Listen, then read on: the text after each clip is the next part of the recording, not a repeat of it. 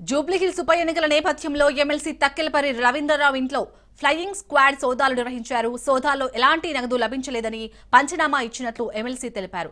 కావాలని కాంగ్రెస్ ఓటమి భయంతోనే ఇలాంటి దాడులు జరుగుతుందని మండిపడ్డారు. జూబ్లీహిల్స్ బీఆర్ఎస్ పార్టీ అత్యధిక మెజార్టీతో గెలుపు ఖాయమంటున్న ఎమ్మెల్సీ రవీంద్రరావుతో మా ప్రతినిధి పవన్ ఫేస్ టు ఫేస్. ఉప ఎన్నికల నేపథ్యంలో ఎమ్మెల్సీ రవీంద్రరావు ఇంట్లో కూడా సోదాలు నిర్వహించారు ఫ్లయింగ్ స్క్వాడ్ సంబంధించి. అయితే ఇక్కడ ఏం దొరికిందనేది మాత్రం అడిగి తెలుసు. అసలు ఏం దొరికింది? అసలు ఏం దొరికిందో ఇది వారి పంచనామానే. పంచనామా మీరు క్లోజ్అప్ లో తీసి ఏం దొరికిందో చూపించండి. మా వాళ్ళు చూపించారు బనీను జాంగర్లు డ్రాయలు దొరికినాయి. భారీ ఎత్తున వందలాది మంది పోలీసు వాళ్ళు ఎలక్షన్ కమిషన్ వాళ్ళు ఇంత భారీ ఎత్తున చుట్టూ ఇళ్ళన్నీ కూడా మరి ఏమన్నా గోడ మించేస్తామో అని ఇదంతా ఇది చాలా తీవ్రమైన విషయం. ఎన్నికల పరిధిలో లేని ఇంటి మీద, నేను ఉంటున్న ఇంటి మీద నా అనుమతి లేకుండా, ఏ రకమైన సెర్చ్ వారెంట్ లేకుండా దాడి చేయడం, మా వాచ్మెన్ బెదిరించి తాళం చేసి తీసుకొని అన్ని రకాలుగా చిందరవరంగా చేయడాన్ని చాలా తీవ్రంగా ఖండిస్తున్నాం. ఇది భయకంపితులు చేసి అక్రమ కేసులు బనాయించి ప్రజాక్షేత్రాన్ని విడిపోవడానికి చేస్తున్న కుట్రలు తప్ప మరొకటి కాదు. ఓడిపోతున్నామనే సంకేతాలు అన్ని సర్వేల ద్వారా వారికి ఉన్నాయి.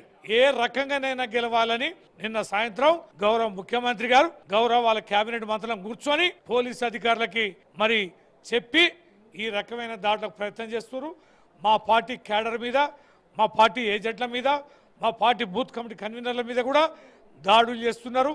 పోలీసు వాళ్ళని పంపిస్తున్నారు, బెదిరిస్తున్నారు. ప్రజలారా మీరు గమనించాలి, ఈ రకంగా ఒక ఉప ఎన్నిక జరుగుతున్న క్రమంలో ఏ రాజకీయ పార్టీ కూడా ఎప్పుడు చేయలే.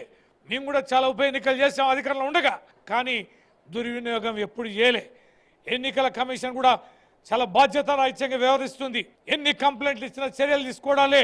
బీజేపీ కాంగ్రెస్ కుమ్మక్కై ఒకే మాట ఒకే బాటలో నడుస్తూ ఇవాళ బీఆర్ఎస్ పార్టీని ఓడించడానికి ప్రయత్నం చేస్తారు. మీ ఫలితం, మీరు వేసే ప్రతి ఓటు వీళ్ళకి చెంపబెట్టు కావాలని జూబ్లీహిల్స్ ప్రజలకు విజ్ఞప్తి చేస్తున్నారు. ఒక సీఎం హోదాలో ఉండి ఇన్నిసార్లు రావడం యొక్క జూబ్లీహిల్స్ మనం అర్థం చేసుకోవచ్చు. నిజంగా కూడా ప్రజలందరికీ అర్థం కావాలి. ఒక్క రోజు 2 రోజులు కాదు, 10 రోజులు ముఖ్యమంత్రి కార్యక్రమాలు ప్రతిరోజు ఉంది. పరిపాలన అందరు మంత్రులు ఇక్కడనే, ఎమ్మెల్యేలు, ఎంపీలు, ఎమ్మెల్సీలు, కార్పొరేషన్ చైర్మన్లు మొత్తం ఇక్కడే. వాళ్ళకు అనుకూలమైన అధికారులను, పోలీసు అధికారులను వేసుకున్నారు, అనుకూలమైన ఎలక్షన్ అధికారులను వేసుకున్నారు. విచ్చలవిడిగా ప్రభుత్వాన్ని వదిలేసి ఈ ఎన్నికలు గెలవడం కోసం విపరీతమైన డబ్బుని, గుండాయిజాన్ని, అధికారాన్ని దుర్వినియోగం చేస్తున్నారు.